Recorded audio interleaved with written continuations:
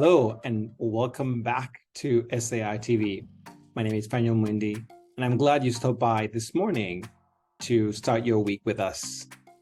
And so for all of you joining us for the first time, SciTV tries to bring the latest information on civic science, programming, the people, the events, and everything else in between to you, the viewer. And the viewers for us, they're diverse. They tend to be decision makers in this space, whether it's a funder, whether it's someone who is starting to launch a new civic science initiative. We try to be there to help you get the latest information, to help you make good decisions. So you may be wondering, what is civic science? And it's a broad term that encompasses multiple fields: science communication, informal STEM learning, science policy, and also public engagement with science. And each of them, of course, have similar goals and different approaches. Of course, they overlap quite a bit. And so I encourage you to take a look at our other videos to learn more about the work that we're doing here.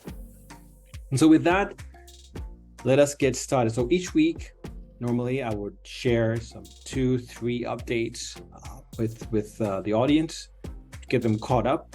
And as you probably well know, there's just way too much ground to cover in such a short amount of time. So for this week, I wanted to do something different. I actually wanted to give you a take on one of the topics and share some insights and help you think in greater detail and inspire you to learn more during this week. And so this topic this week is about civic science entrepreneurship. So the space is growing very, very rapidly. And so we here at SAI in particular get to see this on the front row seat in a way, because we invite these early stage founders and we give them funding and help them launch these initiatives around the world. And so they face multiple challenges, whether it's funding, whether it is hiring, finding people, whether it's running the initiatives, whether it's evaluations. The challenges are quite a lot. But we have a lot of success stories, but of course, a lot of stories as well where things just did not work out. Just as in any typical business venture, you get those results. And so for those of you who are thinking about civic science entrepreneurship, it's something we don't talk enough about. And that's really my point here. If you remember anything, that's the key, that civic science entrepreneurship is something that we do need to have a very clear and frank discussion about. And so there are multiple questions that any entrepreneur in this space needs to think about. Of course, the problem you're trying to tackle, I think, is very important. We need to be very focused on what the problem is, who is having the problem, so this is your target audience, and then what is that impact that you seek to create with this approach, whatever your unique angle is. So these are some of those key things that one has to think about, and it's one of the key challenges that any civic science entrepreneur really needs to think deeply about, because the funding is very, very limited. There really isn't that much funding available, and so you need to be very targeted. You need to be clear on what you're trying to do, for whom, and how you're going to make your initiative sustainable. And this is another challenge in this space for the entrepreneurs, is how do I make this sustainable given the funding limitations? What is the impact? And then if, with respect to the solution at hand, how is it different to what is already out there?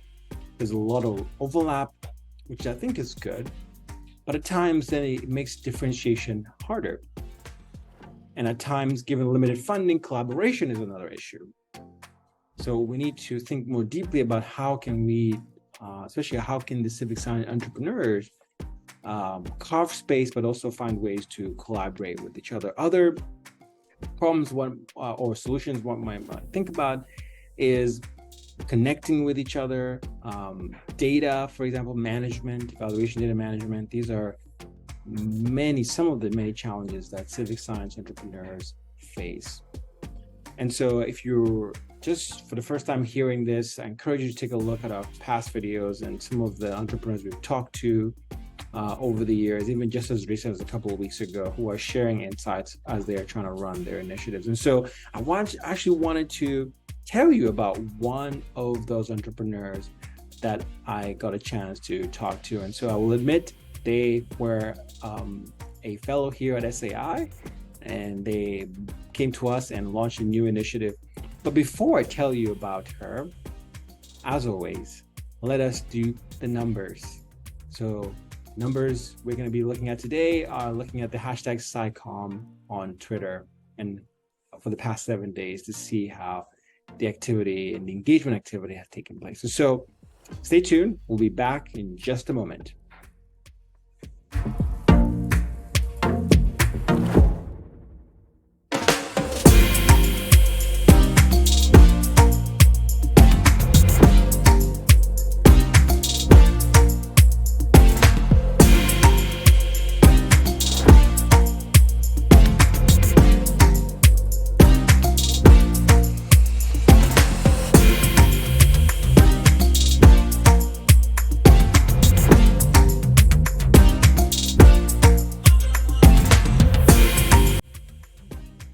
Welcome back.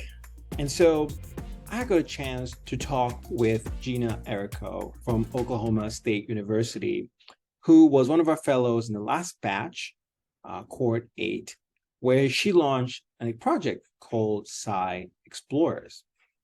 And so what we do with the SAI Fellows program is that they come to us, they have an idea in their minds, and we help them essentially get to launch.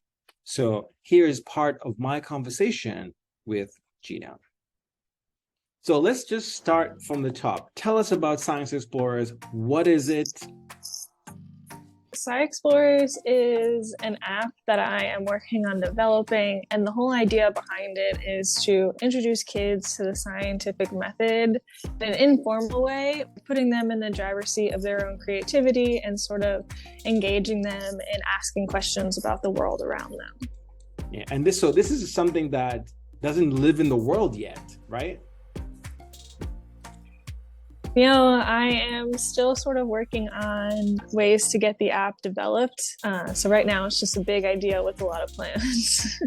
So tell us more. So why do this? What is the core problem you're hoping that this app will address? Yeah, so I think a lot of it stemmed out of during the pandemic with a lot of the misinformation about science and people not really sort of believing it or trusting it. And that with me, and through my teaching as a graduate student, I also realized that kids lack that sort of innate imagination and ask questions about the world around them. And science seems so scary to so many people. And so my idea is that if we can introduce kids at a younger age to just around them, observing these things and wanting to know more, like why trees, the leaves on trees change colors in the fall, or why certain birds are around their house, just things like that, just to get them asking questions, hoping to make them more comfortable with science and let that transition into adulthood. I see. And so where is the project now? Give us a quick timeline here. So right now, I'm working on just trying to get some grants submitted to get some money. I am looking into sort of free beta app builders so that I can start working on a prototype, and then eventually hopefully find someone that knows a little bit more about coding and app building than I do, to actually really get this off the ground and get it tested in real life. I see. And so I want to ask you this question. So with respect to, early stage founders in this space, right? Can you share some insights in some of the challenges and how you've navigated them, especially as you're trying to launch this app? You mentioned coding being a potential issue there, but give us a fuller view of what's going on and with respect to the challenges you're experiencing. I think some of the initial challenges were just laying out the plans and the framework, sort of trying to figure out who my target audience was, and how we can sort of orient the app to attract that target audience. So we're really trying to aim towards middle school kids. And so the ideas going behind it was okay, well, what do middle school kids find interesting? I can't just make this app and hope that they are engaged by it. So that was kind of the biggest hurdle. And I think now it's more so getting the technology to work in the way that I want it. I have all these ideas where, we want kids to be able to post the projects, that when they finish them and interact with each other and engage with the scientists. And so there's like a lot of moving pieces that makes it a little bit more complicated than just like, your average calculator app or something like that. And so I think figuring out the logistics and maybe like the harsh reality that we can't do everything right away and sort of just working into it. And then I think probably the next big hurdle is going to be, once we get that beta app going, to get students to sort of test it and give feedback, and then hope that it works and that we don't have to change like the entire design of the app. Yeah. And what would you say to someone saying, well, there are other apps that are trying to do the same thing. So why would a kid want to use your app and not the other ones? Yeah, I think the most interesting thing about my app versus the rest is that, one, it gives kids sort of the freedom to ask their own questions. So it's not just like, here's this prompt, go for it, it prompts them to ask their own questions. And then it also integrates between like that cross between using an app, but also real life. And so you don't complete the experiments on the app, you complete the experiments in your home, in the park, you observe things, and then you just report it on the app. And so it kind of gets away from just staring at your screen and walking through the steps, but actually gets you hands-on and working with the questions that you're asking. It's also free. That's the goal behind it. And so we want to make it as accessible as possible. So keeping it free so that you can access all of the experiments throughout the app. And then also using little to no supplies as possible, so we're not hitting any sort of financial issues with the kids. And so that's also another challenge, is making sure that the experiments we're creating are actually plausible for a kid to do by themselves and with non-expensive or no supply at all. Yeah, and from what I understand, you actually are working with scientists to help develop some of those modules, if you will, for the students, or for the kids, I guess, right? Tell us about that partnership. How do you envision that working out? Yeah, so that's honestly one of my favorite parts about this, is because growing up, I didn't really have any real life scientist mentors. And so there's always like these people on TV and they're never really real. And so I wanted to find a way to sort of make scientists relatable role models. And so the idea is I would use, science Twitter and newsletters and these types of things to reach out to scientists and have them challenge them to make these experiments. And they could be based off of their own research or just things that they find interesting. And then we would sort of work with them to make this experiment like friendly for the app. And then when the kids click on the project, they can also read about the scientists. And so it would be a profile like, your scientist with the dog, and, this is what this person likes to do on the weekends, but also here's their research interests. And so the kids can start to connect with these people. And ideally, we would have it set up so that if the scientists wanted to, they can actually see who completes their project and then give them a thumbs up, so the kids can see that those role models are actually paying attention and engaging with them, to sort of just bridge that gap between, scientists and the rest of the world. We're not, real people. Yeah, that's fantastic. And so if this works, how will you know? I think a lot of it would be just from seeing, so there's kind of two sides of it, right? There's the users using it, and then there's the scientists who are pitching the app. And so if it's working on the scientist side, we're going to see a lot of experiments being pitched and hopefully a lot of scientists engaging with the app itself. And then on the flip side, where obviously our target audience is these kids to use the app, we would see a lot of them obviously downloading the app. They're going to create these accounts and then consistently logging on and completing experiments and making sure, if they complete experiments to the full, then we know that they're really truly engaging with that project. And if they're not, they're not completing projects, sort of checking in through the app to see okay, what wasn't interesting about it, and then start to sort of shift the way that the experiments on the apps come up so that we can sort of track the increase in engagement and allow the projects that are more popular to stay on and try and fit more projects into there. So it's a lot of really keeping track with engagement and completion rates, and then gauging the kids' interests in certain projects.